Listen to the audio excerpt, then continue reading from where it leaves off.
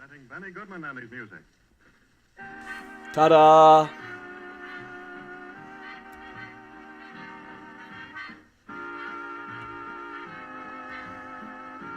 Okay, this should say virtual talk, swindlers, etc. It might still say virtual time travel pub crawl down there. I better check. Morning, everybody. Evening. Evening, Octavio. Sometimes it does that, and then I might have people like popping in on the Twitter or something. No, it says okay, swindlers. All right. Hey, Timothy. Hey, Dad. Hey, everybody. Hey, Christy down there in Jekyll. Hey, Lorena. Hey, Larry. All you assorted Mysterians.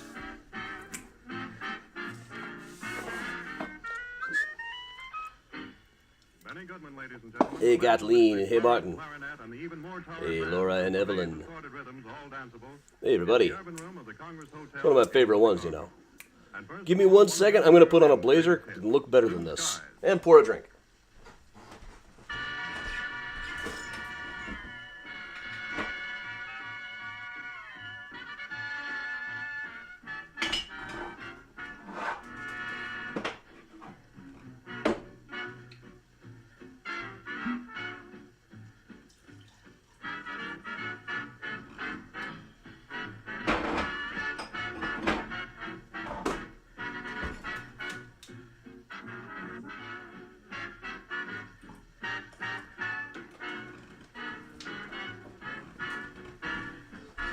All right, part one down. Still got to get the blazer. Hey, Elizabeth. Hey, Jean. Hey, Cassidy. Hey, Diane. Heather. Hey, Mom. Hey, Lindsay. Chris. Casey. My sister and my sister-in-law are here. All right. Hey, Jim. Hey, Georgia. I just poured my first drink. Like I said a bit earlier, a gathering with some of my Dylan fan buddies to listen to the new 45. Javier, the paint job came out awesome, if I do say so. Hey, Bruce. Hey, Heidi. Hey, Tracy. I'm very pleased with how my car came out. Do I still have that picture down here?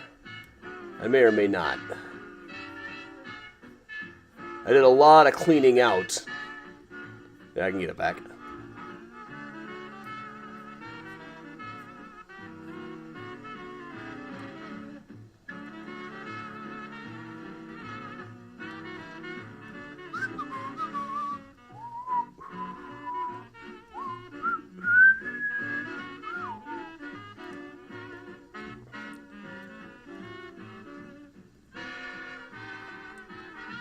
Hey, everybody. Hey, Sue. Hey, Vicky. Hey, Joanne. Hey, Katie. Evening, Gregory. Hello, Megan. So, yeah, for those of you asking, this is the car. This is how it came out.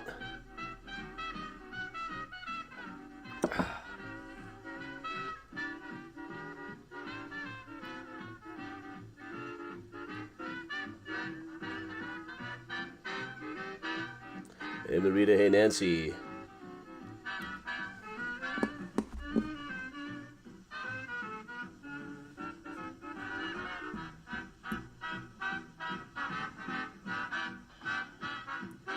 You know what I hate? Whistling. My Aunt Jennifer.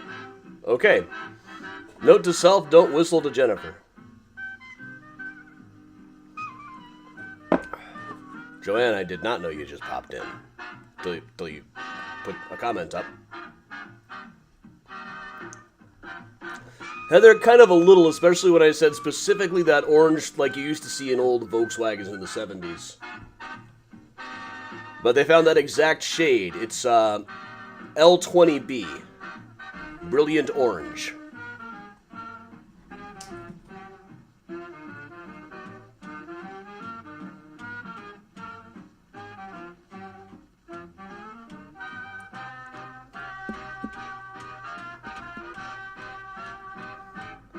Evening, Marita. I am drinking some Wolf Point whiskey, Wolf Point bourbon. And I'm gonna go grab myself a blazer so I look a little more professional and more like I could talk you into giving me $10. It's a con artist tour after all. I don't con people. You know, you join the Patreon. That's no con. You get a lot for your money. Right back.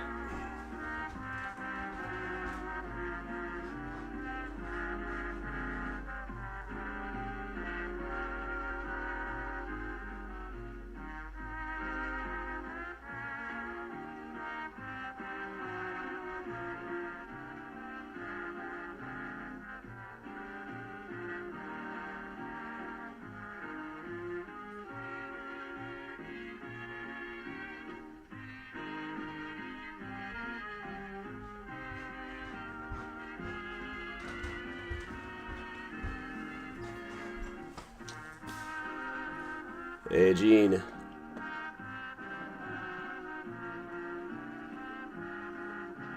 Hey, Terry. Evening, Gary. Semper Fi.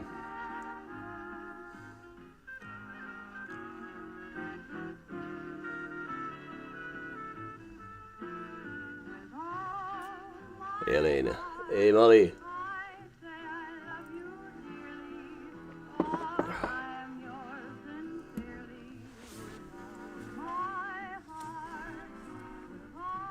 How was the Wolf Point? It's pretty delicious. I taste notes of caramel and spice, which is pretty much what I always taste in bourbon. 30 years of a chronic sinus infection, and tasting notes are not my specialty. Especially right now, I've been pretty well clogged up. Hey, Brian in Michigan. Hey, Maggie. Megan, that was pretty much my requirement. Not white, not black, not silver. I want to be able to find it in parking lots. But then I got a deal on a silver one, so I had to paint it. Evening, Grandma Bell. Yeah, we don't talk about my career as a gambling kingpin. Definitely not a night to be running a raffle.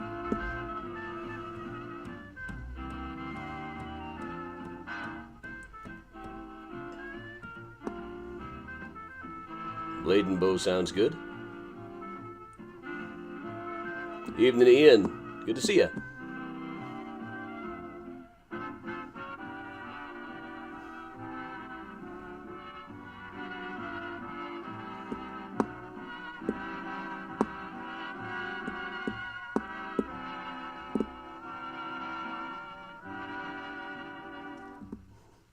Benny Goodman goes away back. We can definitely get you all going on a Ponzi scheme. Hey, here's Miles, everybody. Benny Goodman and his orchestra. Hey, Miles. Meow.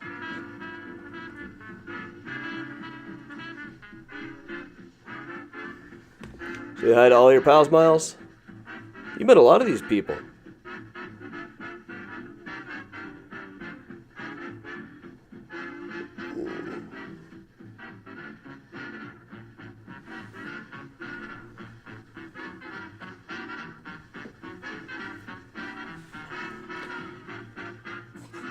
Window Jane from Brooklyn. Hey, thanks, John. I will look it up. Bob, you're right. I would have looked good. I passed a purple car today, and it looked awesome.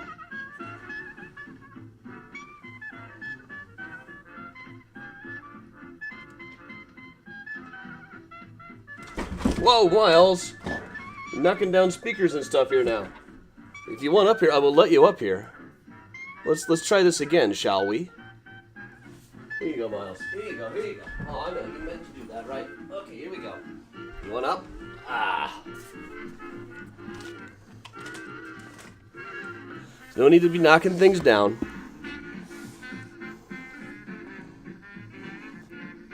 Hey, Luca.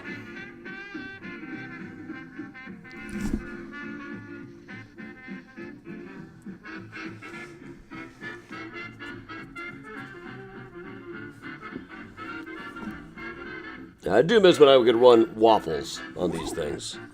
Back when the numbers were pandemic level numbers for virtual events. Financially, it made a lot of sense to run the waffles.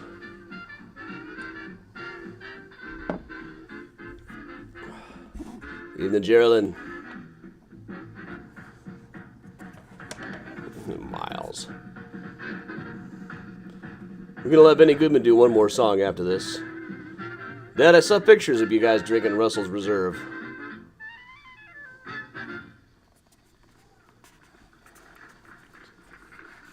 And they all loved it. They all loved those passions when they played by Benny Goodman.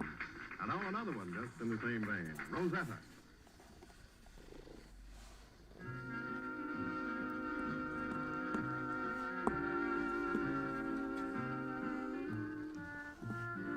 Hey, Jeff. Jeff Russell's? Reserve? Trying to think what R word I might have said back there. There's the R word, I don't say that one.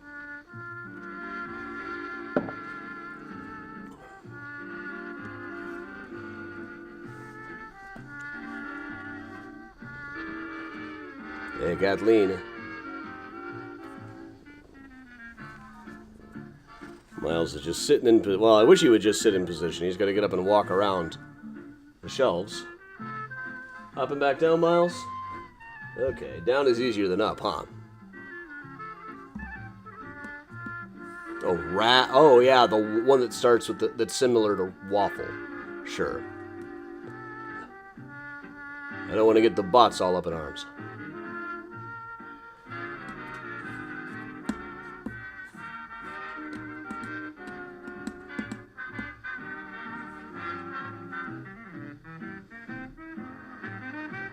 I should have just called it a door prize, really. We'll pick a random donation for the door prize. I'm not doing that tonight. Donations are strictly voluntary. Or write parent's brain on a 3.5 card. As actually, I did always say that you can also just send an email that says entry. And that counted too. That's what got me off the hook eventually. Hey, Mary, always hope to help with a crap day.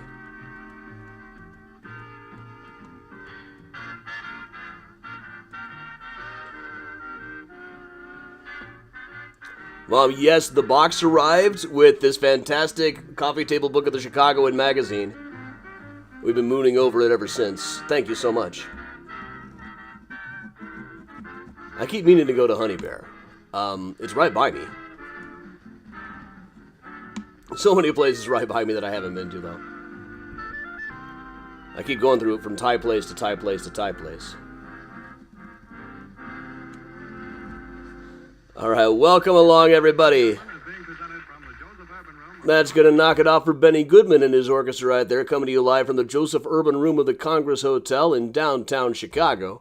That means it is time for us to get started properly here. So, welcome along, everybody. I'm Adam Seltzer for Mysterious Chicago Tours. I've been a tour guide and historian here in Chicago for going on 20 years now. I've got about a dozen Chicago history books out now, including Mysterious Chicago, the book, H.H. Holmes, The True History of the White City Devil, Murder Maps USA from Thames and Hudson, and Graceland Cemetery, Chicago Stories, Symbols, and Secrets, new from University of Illinois Press. And I just turned into Arcadia yesterday, the new draft for my new book on graveyards in Manhattan, Trinity, and St. Paul's.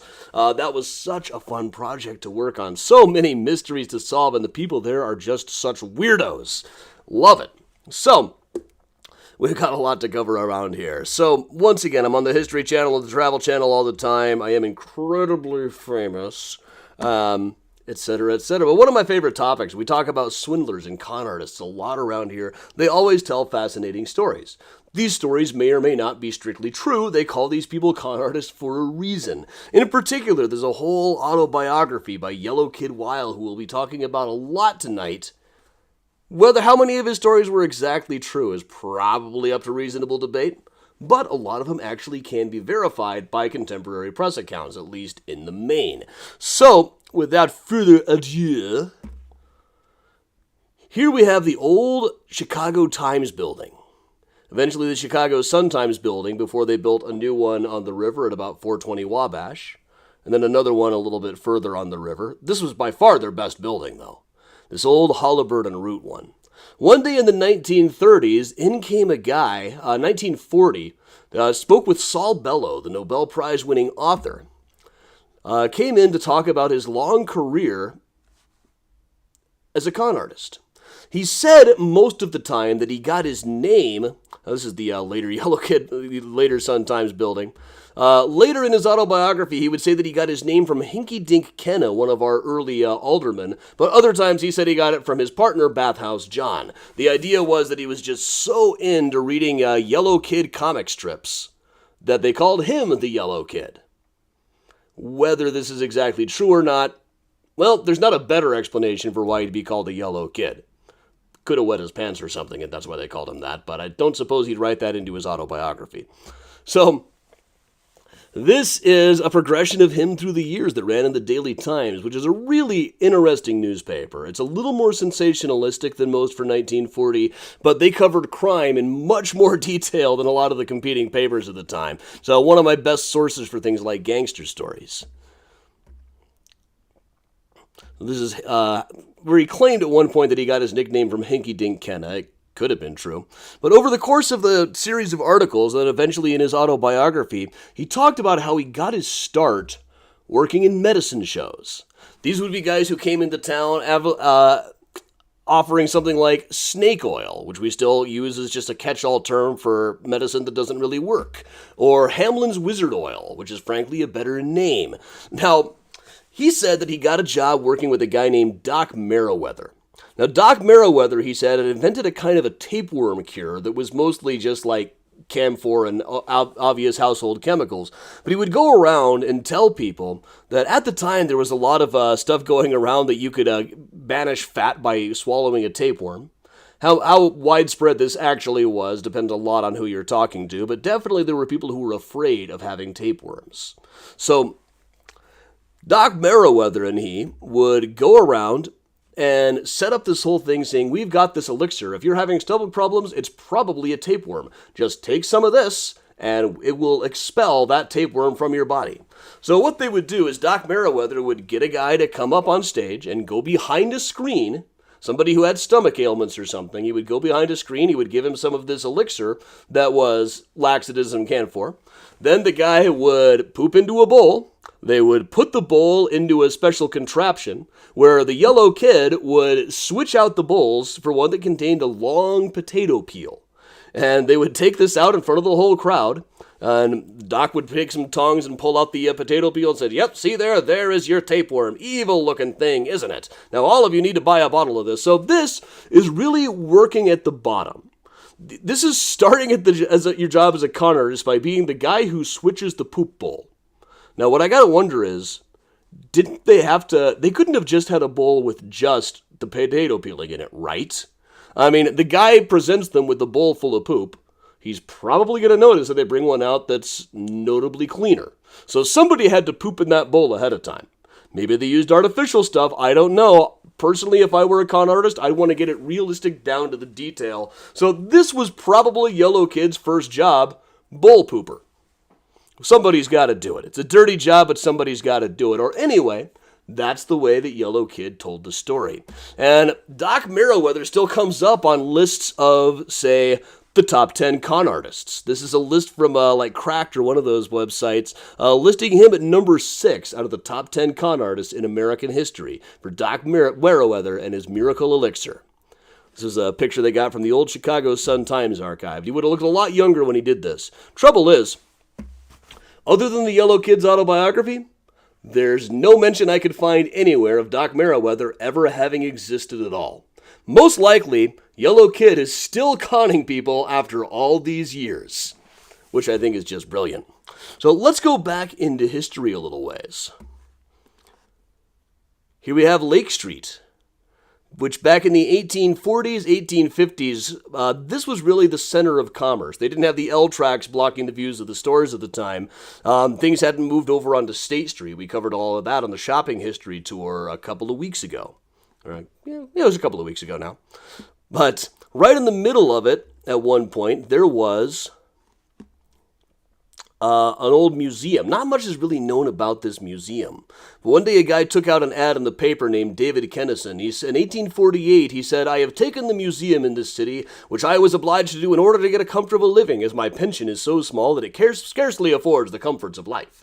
If I live until the 17th of November, 1848, I shall be 112 years old, and I intend making a donation party on that day at the museum. I have fought in several battles for my country. Now all I can ask of this generous public is to call at the museum on the 17th day of November, which is my birthday, and to donate to me all they may think I deserve. I shall be happy to have all the traveling community call and see me at all times. So here's David Kennison himself, who was claiming to be 112 years old in 1848. So he had been telling everybody that he was not only a Revolutionary War veteran, but the last surviving participant of the Boston Tea Party. This made him fairly famous. They would bring him out at like free soil meetings and stuff where he would shout out things like, make your country free and abolish slavery. So at least he was using his powers for good, not just to hit people up for money. Trouble is, the guy was absolutely full of it. full of enough of it that he could have filled up every bowl at Dr. Merriweather's traveling medicine show. This is a note from his pension file that notes that don't listen to a word this guy says. This is probably why his pension didn't afford the bare comforts of life. He was a War of 1812 veteran, but it says here in 1818 he gave his age as 56 years old. In 1820 he was 79. And when he was discharged in 1814, he said that he was 42. So this guy went from being 42 to 79 in only 8 years. That's one heck of a trek. I mean, he could have forged at least like a more plausible age, but you had to claim that you were awfully young, awfully old to get away with saying you had been in the Boston Tea Party. But just to dispel any doubters, he had a vial of tea leaves that he gave to a guy named Fernando Jones. Now, attaching Fernando Jones's name to this does not really make it any more reliable. Fernando Jones was an old-time Chicagoan who was never one to let facts get in the way of a good story. But he gave a little vial of it to Fernando Jones. Jones planned to have it like built into the bedstead, the headboard of his bed. Eventually, he gave it to the Chicago History Museum. And they've still got it, even though we now know the guy was completely full of it. Or at least they have what might be it. You can see they've got it into this little case now. But all of the original references to it say it was just a little bit in a vial. This seems a little bit more like a chest worth. So I know when I was working with PBS a few months ago, we were filming this new show about Chicago mysteries that'll be out this year, early next year, I guess. They were trying to get access to this vial of tea leaves, and I guess the History Museum kind of got cold feet about it and eventually decided, nah, we're just not clear enough that this is the real thing. It's an alternate picture of Kennison. Always looks like Jacob Marley in pictures. Yeah, you could definitely put your weed in there, man. Because inside the AT-AT is the first place the cops are going to look. But years after his death, people realized, there was a big deal when this guy was buried in the old city cemetery, but we never had a marker up for him or anything. Doesn't that kind of make us look unpatriotic? He never got moved to Rose Hill. So Fernando Jones and a couple other old-timers put their heads together and decided this is where the funeral was, so this is probably where he was buried. So now we have a marker up here that says he was the last survivor of the Boston Tea Party. There's also a plaque back behind it that says, yeah, probably don't listen to this. He was like Jebediah Springfield or Cotton Hill. A lot of his stories took place on the same day in completely different states. So, good evening, those of you just joining us. We're going to move a little bit further ahead in Chicago history. To a time in the mid-19th century, it's really difficult to overstate what a big deal gambling was in the American consciousness in the 19th century. There's a well-traveled anecdote, I think it was a Mark Twain story, that one day a guy witnessed a terrible accident and an old man was killed, and they said, you've got to go, you're going to be the guy, we need you to go tell his wife what happened. So he got the guy's name, went to the new widow's house, knocked on the door and says, "Excuse me, does John Smith live here?" And the woman said, yes, he does. The man said, "I'll bet you $10 he doesn't." Just kind of typical of the American a mania for gambling at the time. This was a typical gambling den in what they called the demi-monde, the gambling and vice district of Chicago, the underworld of Chicago in the 1860s, in particular operating around what it was once called Hair Trigger Block. This is how it looked in those days before the Great Chicago Fire, selling tea and coffee, but most of these would have been gambling dens. This is how it looks today. Or a little bit of it. The Nederlander Theater, etc. But one of the big bosses of this district was a guy by the name of George Trussell. He was said to be one of the most picturesque characters in the profession at a time when it reached the height of picturesqueness. Great line. So, he was dating a woman by the name of Molly. Molly eventually supposedly died in some kind of tavern in Denver. But he was off again, on again with Molly. May or may not have actually been married to her. There may have been some kind of common law situation going. And eventually she found out that he was her man, but he'd done her wrong. That he also had other girlfriends on the side. She probably knew that all along. She probably also had other boyfriends on the side. But one night she went into Sonika Wright's saloon, which would have been right here on Hair Trigger Block, right about where the Nederlander Theater is today, right about here. She came in right while a clown was singing the Limerick races and shot George several times. He staggered out to the back, down into the alley that is now known as the Alley of Death and Mutilation. But because of the Iroquois Theater fire that happened here about 40 years after all of this. So maybe, in fact, George is the one who is haunting the place, not just the Iroquois Theater victims. See, here he goes, haunting along. When I was running ghost tours in the old days, if things got slow, I would have somebody shout, "Look out, George, here comes Molly," and see if that got a ghost to come up. She was eventually pardoned. She was in jail for about 1 month. That was about it. She was eventually interviewed years and years later by the Chicago Weekly Mail, the Weekly Post and Mail, which only just recently got digitized. So this is still kind of a new thing. And why did you shoot him? Why do you ask me? To know the cause, because he was false to me. It's a very interesting interview. She and George were among the hot gambling couples. There was also a woman named Gentle Annie Stafford who took up with a guy by the name of Cap Hyman. He was said to be the biggest killer in town, or he would have been the biggest killer in town if he could shoot straight, which he could not. He shot at a lot of people but didn't hit very many of them.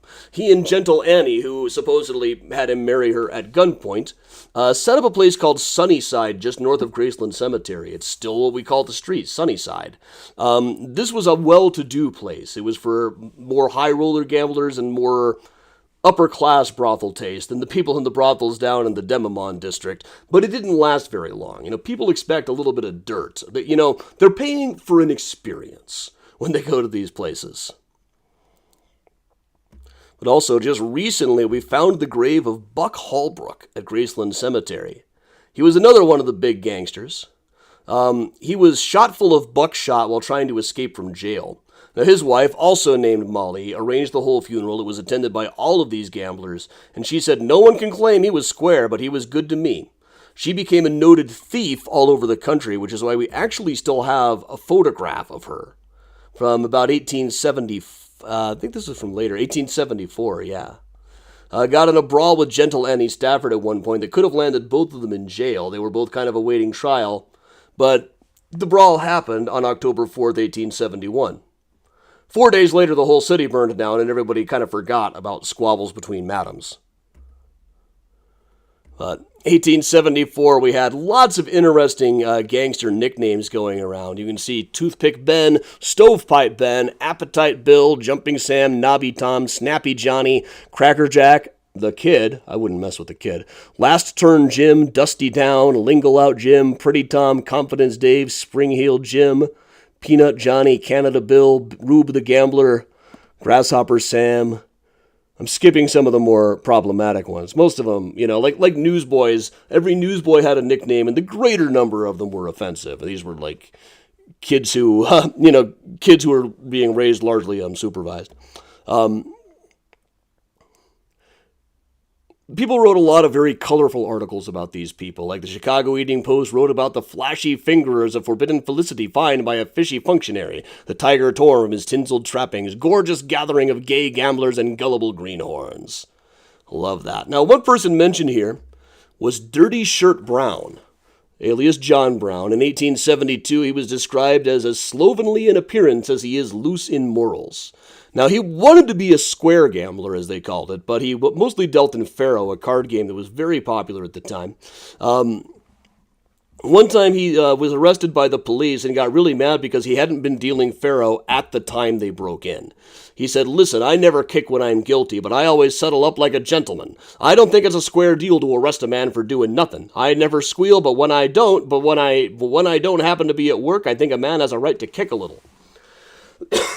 That was him in 1872. The next year, he shot some cops who tried to break up a faro game.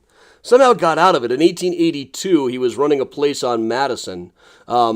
George Emery's store, his lawyer, said, "Don't find poor Dirty Shirt. He has a wife and kids. He's an old man. Find this other guy twice and just let him go back to Ohio." He probably did end up going back to Ohio. He kind of disappears off of the record. He's a difficult guy to research because there were a lot of guys who went by Dirty Shirt in those days. There was Dirty Shirt Dean, who was a Copperhead, Iowa orator, who said he left Iowa because they were moving towards prohibition and towards universalism and against capital punishment, and he just couldn't live in an Iowa that didn't have whiskey, hell, or hangings. There was also Dirty Shirt Daniels and at least one more guy named Dirty Shirt Brown. This is Dirty Shirt Dean of Iowa. He'd fit right in under the current mayor out there. Moving on along. Now, this is a place, down along this block would have been a place called The Store. So you could tell your wife, I'm just going to the store. I'm just going to the store, to the store. But it was operated by a guy by the name of Mike McDonald, who became the first real gambling king of Chicago. Now, he got his start as a young man doing what was called the soap scam and the candy box scam and a bounty jumping scam, all kinds of scams. He is sometimes said to have been the real source of the quote, there's a sucker born every minute, usually attributed to P.T. Barnum, but hotly debated. Nobody's ever going to find out who really said that one first. So, Mike McDonald got to start doing things like the soapbox scam, where he'd sell like a pile of soap boxes and tell people, one of these contains a $100 bill. You just have to buy it for $2, and you might be the lucky winner. As more and more people bought it and didn't win, he's like, see, the number's getting down. Your odds are going up all the time. In fact, we're going to raise the price. And eventually they'd get down to the last couple, and it's like, well, $50. And he'd be selling like a bar of soap for $50. And of course, nobody had actually won, or there'd be somebody with a $100 bill that was in cahoots with him the entire time. But there's a great legend one time that some people came up to the store when he was working and said, Mike, we need $2. And he said, why? And he said, we're raising money to bury a policeman. So he said, well, great, here's $10. Bury 5 of them. But then in 1873, he helped his old friend Mayor Colvin get into office, and from then on, for a good decade, he was effectively the power behind the throne. Now, at one point, he brought in a guy named Henry Holland. The new courthouse had been built, and somebody needed to treat the stone to keep it in good shape. So this was the 1880s. It was called the Boodle Board. Everybody was on the take. They agreed to pay his friend Henry Holland $40,000, who then treated the stuff with a special mixture he had come up with, then presented them with a bill for $137,000. It took him about 20 years, but he did eventually get them to pay. He definitely overcharged. W. Boyington, the architect, said that the process didn't actually work. It was just paint and linseed oil. But it was one heck of a scam that got him out of, that eventually made him about $120,000. They had only gotten the contract because everybody on the board was paid off anyway. This is W. Boyington also did things like those gates. Now, some of the people who were swindled at this started that maybe we should bring back whipping. Now, this is one of his wives, Mrs. Mike McDonald, who one day shot a couple of police officers who busted into the store. Now, eventually, she was acquitted somehow, probably buying people off. But then she ran off to San Francisco and then to Paris.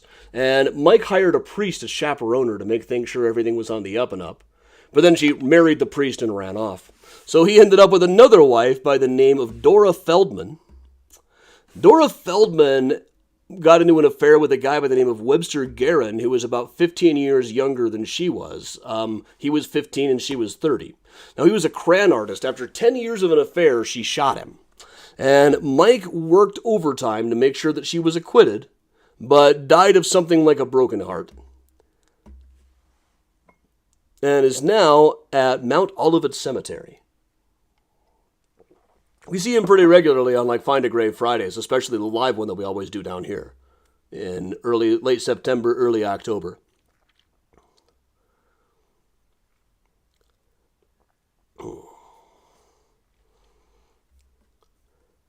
But we couldn't really do a Chicago con artist and swindler tour without a quick mention of old Cap Streeter. Right here where the Streeterville neighborhood Kind of an extension of River North and the Magnificent Mile, looking down the new Wanda Vista / St. Regis Tower. Down alongside this, spin around a little. Probably shouldn't have shown this shot right after taking a drink. This is an early day of filming one. But we have this life-size statue. This is what we do as swindlers and con artists around here. We make statues of them.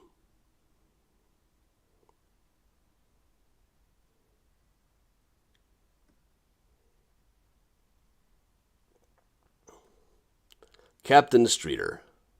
Now, Captain Streeter was a guy who once crashed his houseboat onto the shore and told everybody that he had discovered a new country, essentially. The city was already starting to work to fill out from Lake Michigan Avenue, creating what is now Lakeshore Drive, through various forged deeds, forged records, and just plain bribing and swindling. He claimed that he owned this new land he had created. He said that he was charging people money to dump their garbage around his boats, which is probably true. But then he claimed that this 186-acre landfill that was created was something that he not only owned, but also found a map saying that the boundary of Chicago ended at the lakeshore. So this new land was technically not in Chicago, and therefore not in Illinois, and therefore not in the United States. It was his own country, which he called the District of Michigan. The cops tried everything to get him out of there, up to and including gunfights. At one point, he mounted an automobile, like a train car onto an automobile, or his ship onto an automobile. They tried to get rid of him, but there were really no parking regulations there. So he just created what might have been the first automobile motorhome, and just parked it. Now, when he eventually died, it was a massive affair. It took him about 30 years to get rid of the guy. They put his plug hat right on top of the coffin. And he is now up at Graceland Cemetery, just on the kind of the other side of Graceland.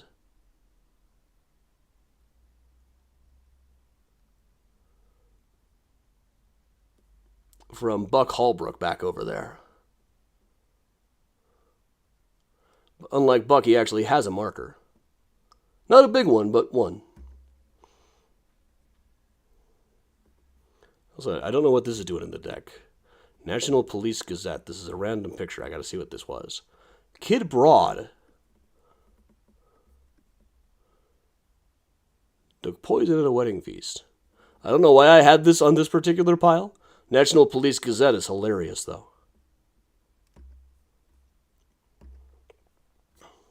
All right, now, when the World's Fair came in 1893, everybody knew that the city was going to be filled with people who hadn't really gotten out much from their foreign towns much. So this was going to be absolute gold. Now, the gamblers and the pickpockets kind of got together with the city officials and promised that they wouldn't rob people at the fair, as long as people looked the other way at any other crime that took place in the city.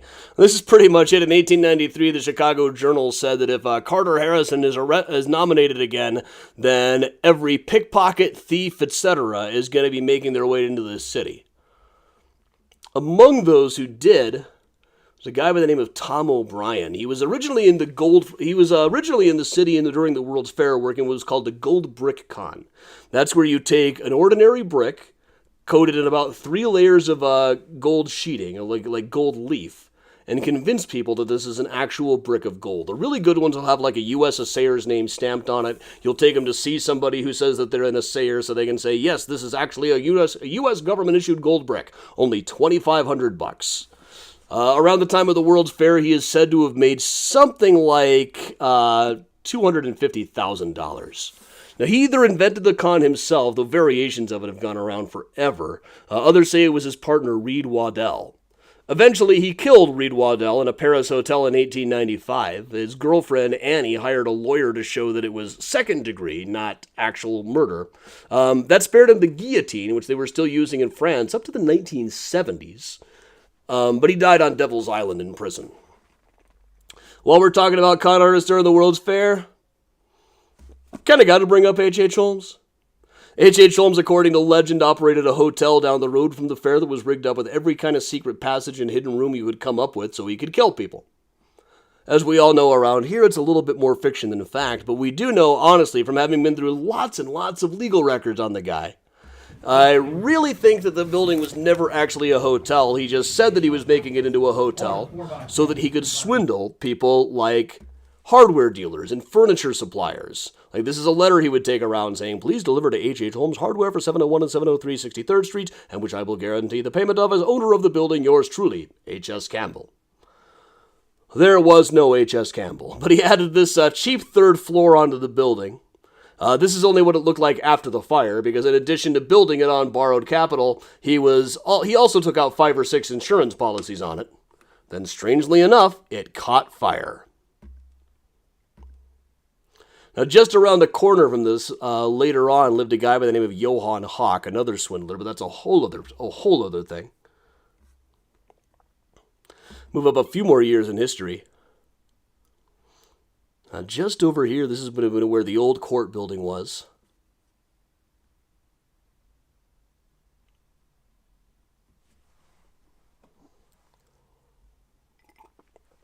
Right over here, we've got the Marquette building, which was also home to a lot of lawyers' offices. Al Capone's lawyers had their offices here. This is one building we can actually trace Al Capone to here. During his trial, he would go over to this building to eat lunch in his lawyer's office. There's also one clue. There was a woman named Gladys the Green who became notorious around Chicago. She would every day rent a green automobile, back when those were very unusual, get all dressed up in green and go riding around with her chauffeur, just kind of showing off. But she became kind of a notorious figure in town, and when people saw her in hotels, they would always want to go over and find out more about her. As soon as she did, she would find out, like, so, are you rich? Are you in from out of town? No one will ever find out if you come back up to my room, handsome. And then a couple hours later, she would be blackmailing them. Very much like that Taylor Swift song, Cowboy Like Me, only I don't think anybody ever actually won her affections over. But she was about the only clue they had to her whereabouts was that she was occasionally seen going into the Marquette building.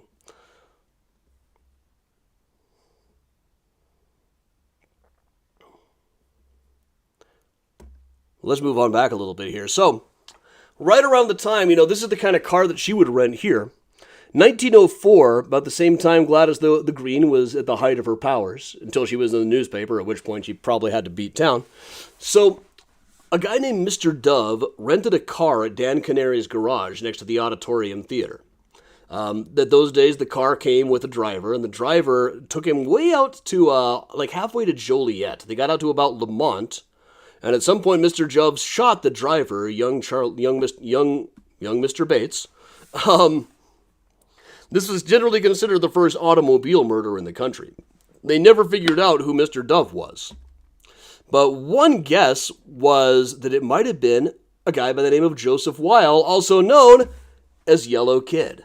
Now, this is one story that he writes in his autobiography, that for a while, everybody a doorman at the Congress Hotel had identified Mr. Dove as this guy, Joseph Weil. So he and his lawyer just cooked up a thing saying, going in, saying, hey, I was here earlier. And the doorman said, no, you're not. No, you weren't. And Joseph said, no, I was here earlier. I've totally got a room in here. And the doorman says, no, I don't recognize you. It's like, really? You've never seen me before in your life? Let's talk to this friendly officer over here. That was something he wrote about in his autobiography and actually is backed up by the newspapers. We don't see that too often. But this was the Hawthorne racetrack. This is where he tended to ply a great deal of his trade. It wasn't so much rigging horse races, it was convincing people that horse races were rigged. He would talk to a guy, get into their confidence, and say, so listen, I happen to know that the third race is going to be rigged. He'd actually convince them, this is the horse that's going to win. This is where you want to put all your money. Now, don't just put it at the gate. They'll realize something's up if you put that much on. We'll take it to my betting agent. We'll spread it out among a couple of people. And then, strangely enough, the horse would lose. Now, or if they were afraid the horse might actually win, they would occasionally buy off the jockeys to make sure they pulled back a little bit. But this was actually not illegal. It's not illegal not to fix a horse race. You might get the shit beat out of you in an alley someplace, but it wasn't technically illegal. One of many, many scams. Rigging something is very difficult to do. Convincing people that stuff is rigged is a little bit easier and, frankly, a lot more lucrative and a little bit safer legally. But also, he would meet a lot of his victims, people who would talk into convincing that he happened to have some kind of inside information, at a phrase called Redpath Saloon, which stood in the middle of Pickwick Place, where the Steger building is now. You might remember we were just here last week on the Time Travel Pub Crawl to go to Abson's English Chop House, Chicago's home for mutton. On the right was Red Pass Saloon, which operated under several different locations but was always a place for gamblers and thieves and pickpockets.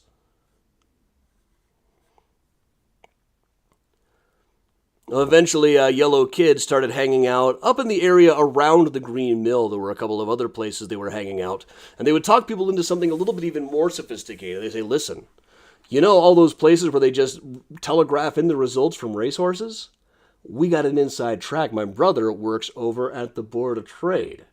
So if we go to the Board of Trade, right down here, this is the newer Board of Trade, but it was in about the same location. It's like, we'll go talk to him. He can tell us before it gets into the racing parlors who won the race.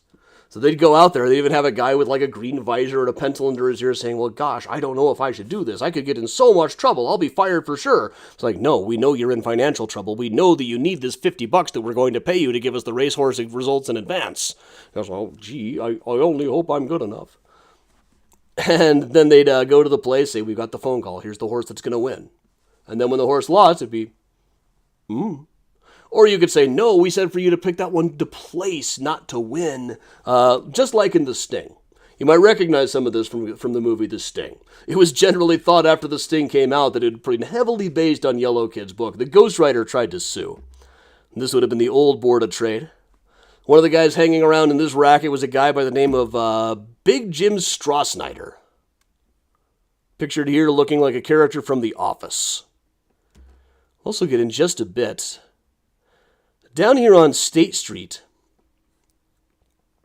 circa about 1910, there was a guy by the name of James Ryan who was operating in what was called the Sears racket. Now, he was a professional psychic medium. People would come into his place, and he'd be dressed just like this. He didn't put on a turban. He didn't try to look like, no MC Hammer pants, no strange music, no incense. He would just talk as though it was all a scientific thing, and that he would just tell people's fortune about like this. He made quite a bit of money telling fortunes like this. He was paid, but part of why he was doing it was he was getting away with it by paying about $400 a month in bribes, but making about $6,000 to $10,000 a month. Now, some of this was doing 50 or 60 fake seances a day, but mostly what he was doing was buying up like cheap copper stock and using the psychic readings to find people who had a lot of money to get rid of. People who had just come into some money from a dead husband or something and were looking for something to do with it. So he would sell them junk bonds and junk stocks at way inflated prices. The psychic stuff was really just a cover for this. He eventually went on trial and told everybody, well, yeah, but the cops let me do it because I was paying about $400 a month through a guy by the name of Barney Birch. Now, Barney Birch was really the king of this stuff. For a whole generation or so, if you wanted to make a payoff to the cops, this is who you'd pay off. He was working at Red Pass Saloon. He was an old friend of Mayor Buss. He had been organizing pickpockets and making payoffs for them during the World's Fair back in 1893. By now, he was a longtime veteran of this. Remained a con man and a payoff man. Eventually, in the 1920s, he was like an elder statesman for the Bugs Moran gang. Even for a while, had a vaudeville act where he would go on stage and talk about his life as a gangster.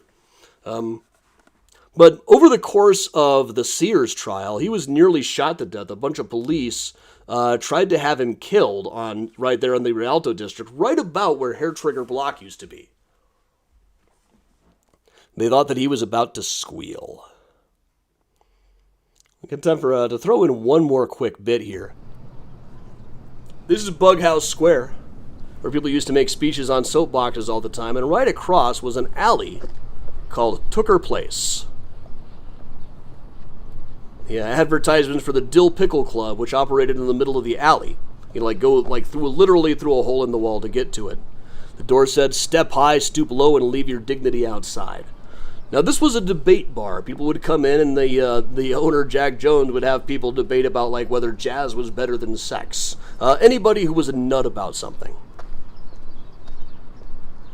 And the cards would say, "I took her to Tooker Place." There are a couple of ads for it, like Ben Reitman talking about life and death in Bohemia, early birth control advocate.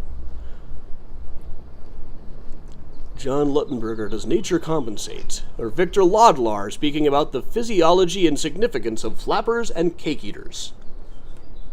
Cake eaters were male versions of flappers at the time.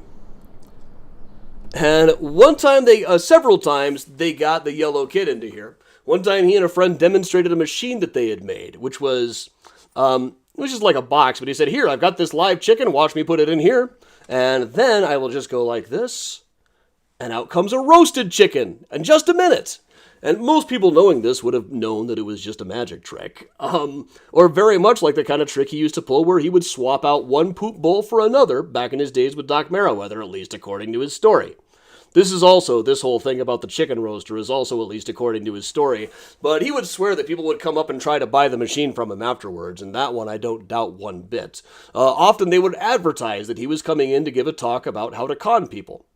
And rather than just talking about it, he would go in and demonstrate by taking the audience for $10.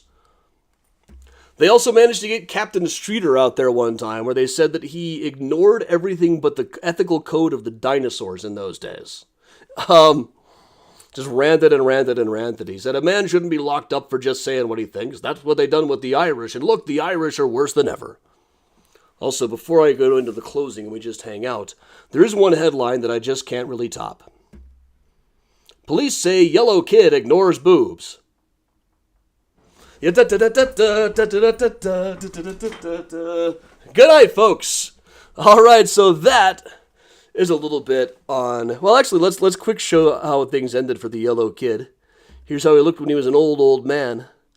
He was living on Sheridan up in Rogers Park at a nursing home. The building still stands. Died in the 1970s. Like all those stories about medicine shows and stuff, this guy lived to see the Beatles. Probably could have convinced you he was one of them. His Yellow Kid's ghostwriter tried to sue the makers of The Sting for $50 million. Didn't go too far. Yellow Kid himself said, "I'm old, I don't care." He was supposed to be buried at Rose Hill. He had a plot there. But somehow Rose Hill managed to get out of having him buried there. They found some technicality. I haven't found out yet whether the rest of his family is there. But he is buried someplace here in Archerwood Cemetery down on the south side.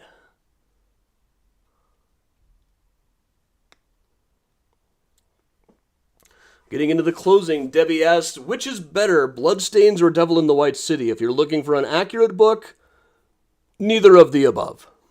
I would recommend H.H. Holmes' The True History of the White City Devil, of course.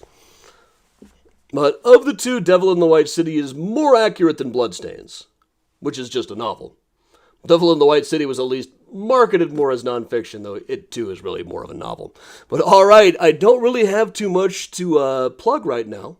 I haven't listed next Thursday's tour just yet. I'll come up with something soon, and pretty soon it'll be Chicago for Chicagoan season when they have their lecture series at the Speakeasy. I will be giving a talk about how all great pop music grew out of Chicago, somehow or another. I got about 2 weeks to come up with how to do that one. So, all right, but nothing to plug right now. Normally here I'd pop up the upcoming tours, but really it's just Find a Grave Friday tomorrow. So I'll just put up the thanks everybody sign. Move this down over to here. And we'll just hang out like we always do. So here's the Benny Goodman back on, everybody, coming to you live from the Joseph Urban Room in the Congress Hotel in Chicago.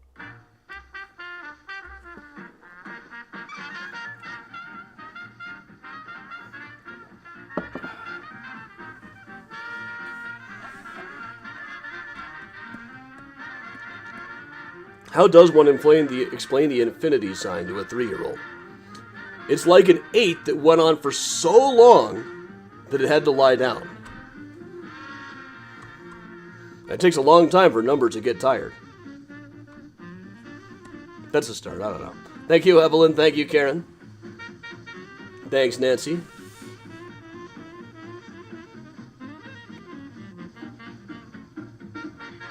Debbie says, nah, don't think so about Bloodstains. Jeff Mudge will admit pretty openly that it's just a novel. If you ask him, he's only too happy for people to think it's not.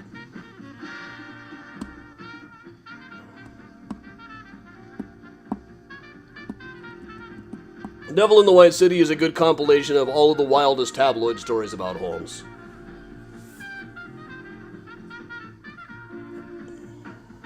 I know there are people in like within Holmes fandom with whom it is absolutely forbidden to talk to me.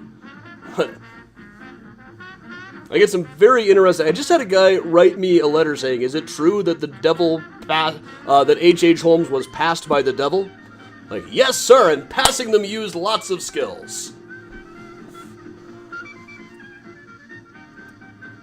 But no, his whole line about "I was born with the devil in me" is not something he actually said. It was in phony excerpts of his confession. He was not really that quotable. Hey, thanks, Diane. Thanks, Kendra. Oh, yeah, walking tour is just a few months away. I realized I let my LLC lapse, so I gotta pay a few $100 to get that reinstated. I got my business license renewed, but somehow it let me do that even though my LLC's... I don't know.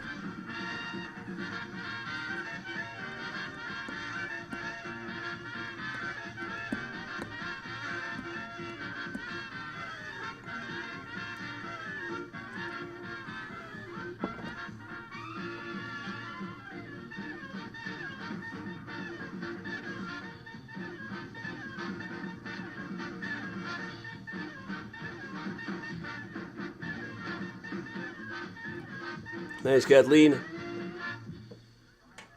Good night, Heather. My voice is still a bit shot as all this drainage I've had in me lately. Benny Goodman's own arrangement. Now, the popular tune, Thanks a Million.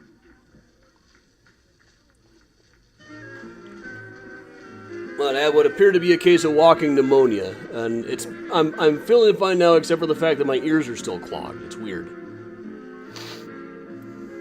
Carol, the tires are working like they're supposed to.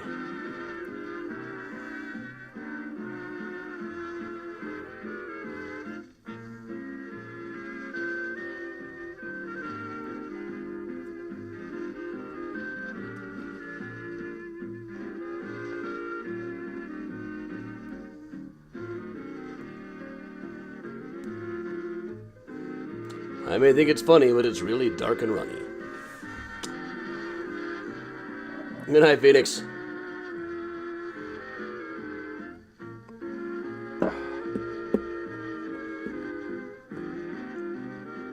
Well, Karen, I have not felt... My voice is not up to snuff. It's still kind of talking like this. If I don't really go from deep within the diaphragm, we get the Tom Waits vibe going right here.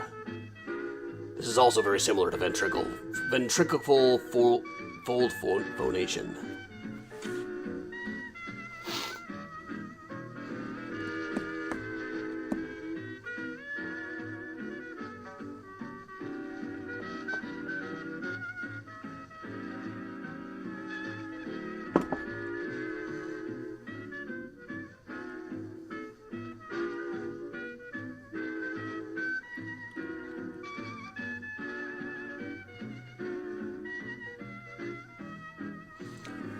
Well, they call it walking pneumonia for a reason. I seem to be over it now, just not done with all of the drainage. But still not nearly as bad as it was. I just got kind of a clogged ear now.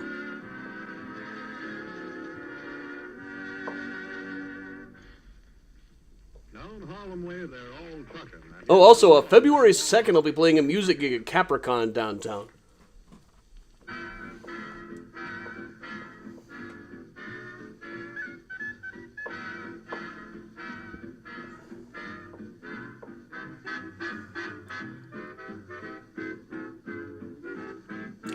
I don't know, should I buy a set of white wall tires? Am I going to cruise the Miracle Mile?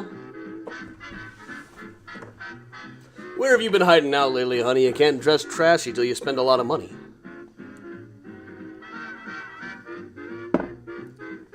Everybody's talking about the new sound. Funny, but it's still rocking. Still Billy Joel to me. Debbie, yeah, Capricorn is a sci-fi convention, but they've got a music track, and I am engaged to play a gig that Friday night.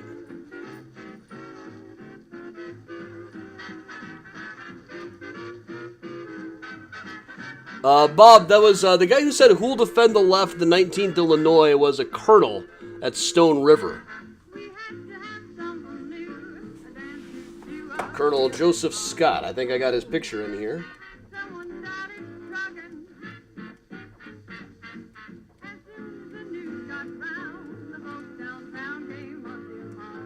I should have his picture. He was a handsome guy.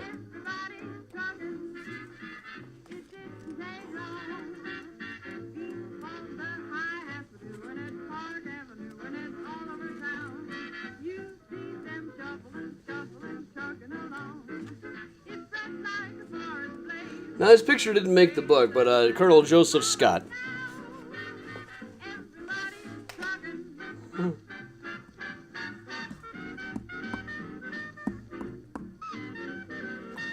It's, Georgia is a Capricorn, which I believe is at some hotel downtown. I haven't checked yet. Carol, yeah, Whiskey and a Cookie should be on tomorrow on the Patty Vasquez Show Facebook page.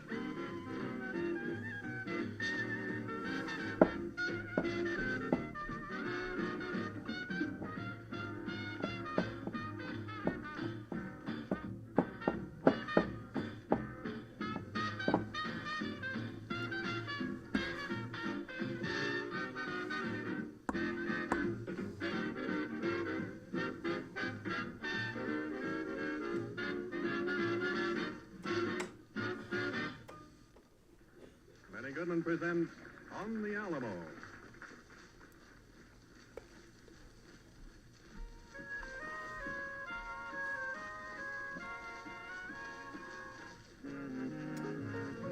And during yet tomorrow, I should be on Whiskey and a Cookie, Friday the 2nd.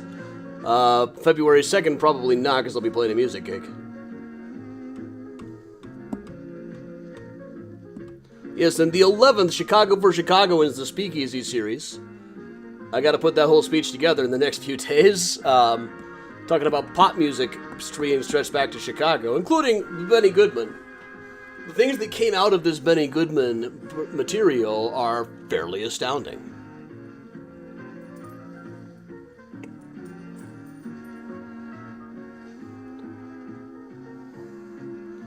Thank you, Ian.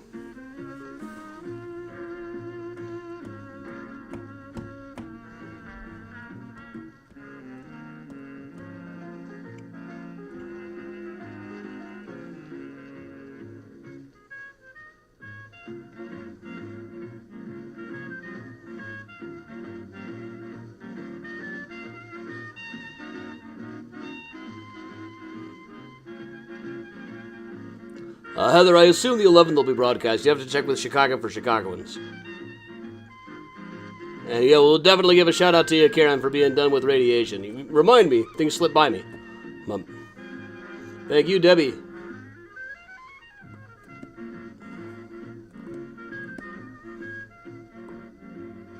I'll be talking about pop music. On the microphone, the pop filter. What you talking about? Pop filters.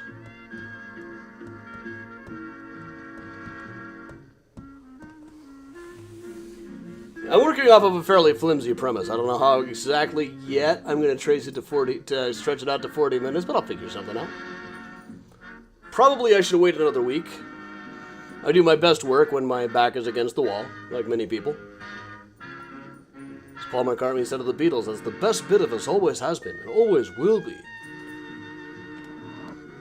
About 9 months before they broke up. A tour of vaudeville would be interesting.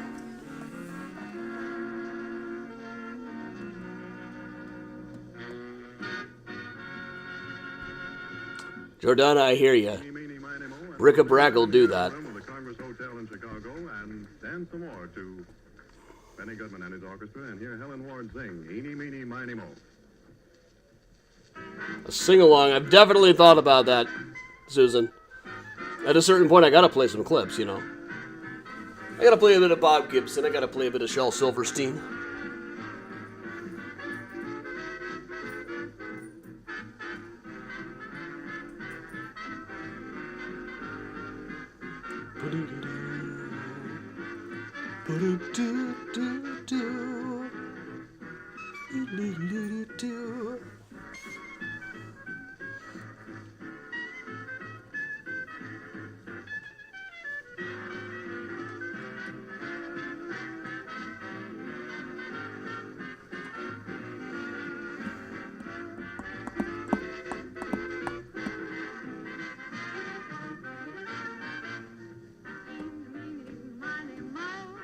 Catch your troubles by the toe.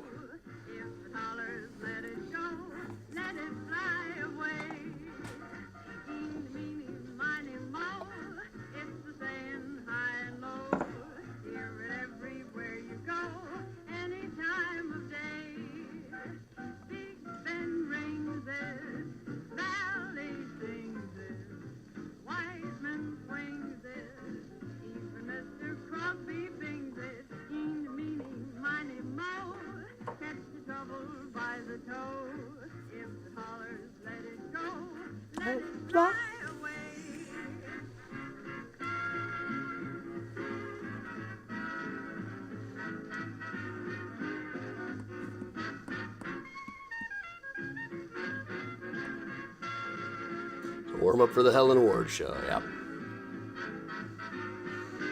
I can do the Beaux-Arts rap. The Beaux-Arts rap. The Beaux-Arts rap is fun to sing. The beat is hot and the lyrics swing.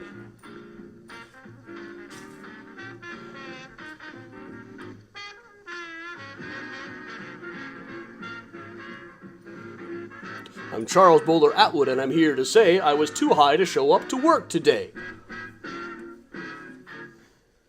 And we'll let the title speak for itself. Benny Goodman presenting Madhouse. It's a great way to steal Fred's pebbles.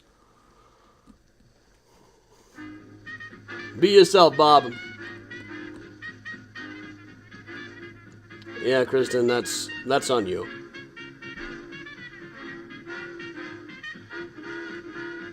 My style is Beaux-Arts. Beaux-Arts, baby. Ding, ding, ding, ding, ding, ding.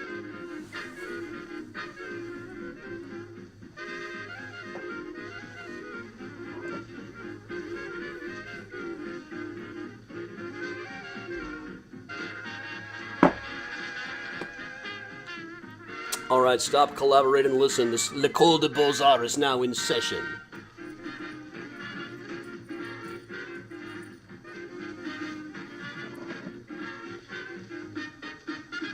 The Sheraton Grand, that sounds about right. Oh, and that's easy to get to as well. Good night, Jan.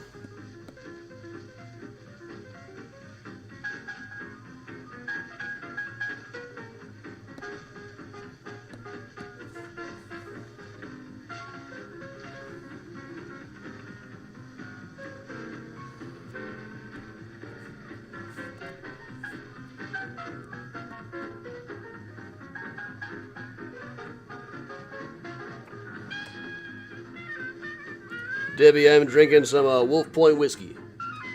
Bourbon, I should say.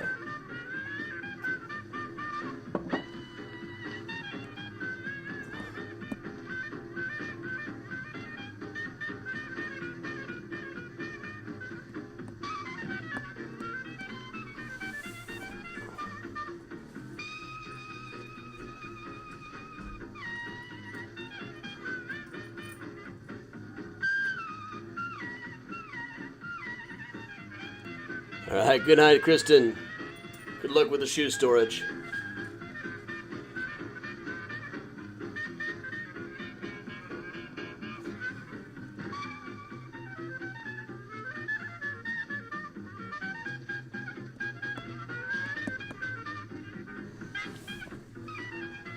Well, all right, everybody. That's about time for me as well. So thanks a lot for joining me. Tomorrow will be Find a Grave Friday at 10 o'clock. So I will see you all then. I haven't decided where we're going yet, but I'll think of something fun. Right now I'm in this place where I don't really know what to do with myself exactly. I just turned in a project. It's too soon to move right into a new one. So I got a few days of, what do I do?